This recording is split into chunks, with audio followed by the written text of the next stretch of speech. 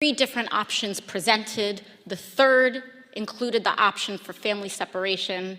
This initiative would pursue prosecution of all amenable adults, including those presenting with a family unit. Mr. Homan, your name is on this. Is this correct? Yes, I signed that memo.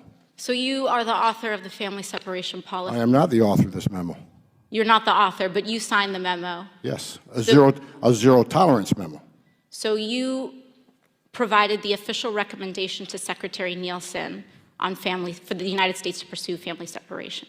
I gave Secretary Nielsen numerous recommendations on how to secure the border and save lives. But it says here that you gave her numerous options, but the recommendation was option 3, family separation. What I'm saying, this is not the only paper where we've given the Secretary numerous options to secure the border and save lives. And so the recommendation, of the many that you recommended family separation. I recommended zero tolerance.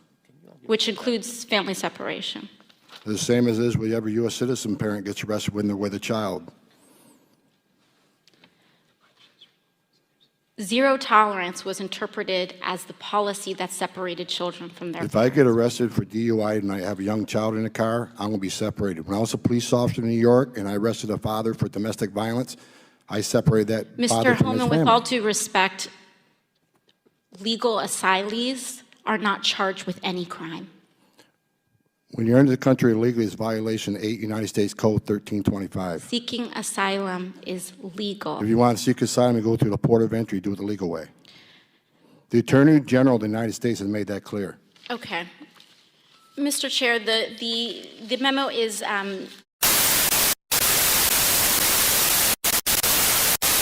I do not see any parallels between I'm talking about perception. officers and agents. I'm talking about perception. I do not see a parallel between what is constitutionally mandated as it relates to enforcing the law. Are you aware that there's a perception? I see no. Are you aware that there's a that perception? puts ICE in the same category as the KKK? Is that what you're asking me? No, I'm very specific about what I'm asking you. Are you aware of a perception that the way that the discretion I see no parallel. I'm not finished. I see none. I'm not finished. I'm not finished. Are you aware that there's a perception that ICE is administering its power in a way that is causing fear and intimidation, particularly among immigrants and specifically among immigrants coming from Mexico and Central America? Are you aware of that perception?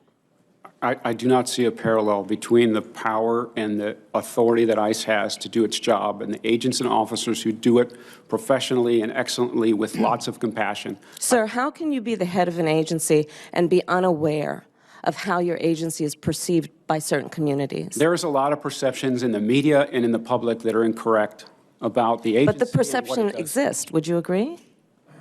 Whether or not it's correct.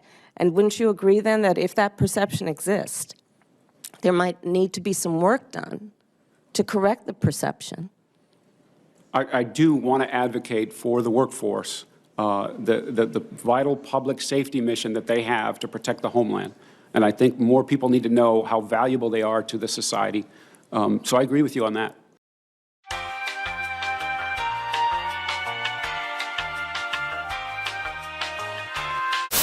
We have to do what the President and I asked Congress to do. Is the first request we made. Pass a bill to create a pathway to citizenship. The border is secure. You're confident this border is secure? We have a secure border in that is a priority for any nation, including ours and our administration. Now stand aside, worthy adversary. 'Tis but a scratch. A scratch? Your arm's off. No, it isn't. Well, what's that then? The border is secure.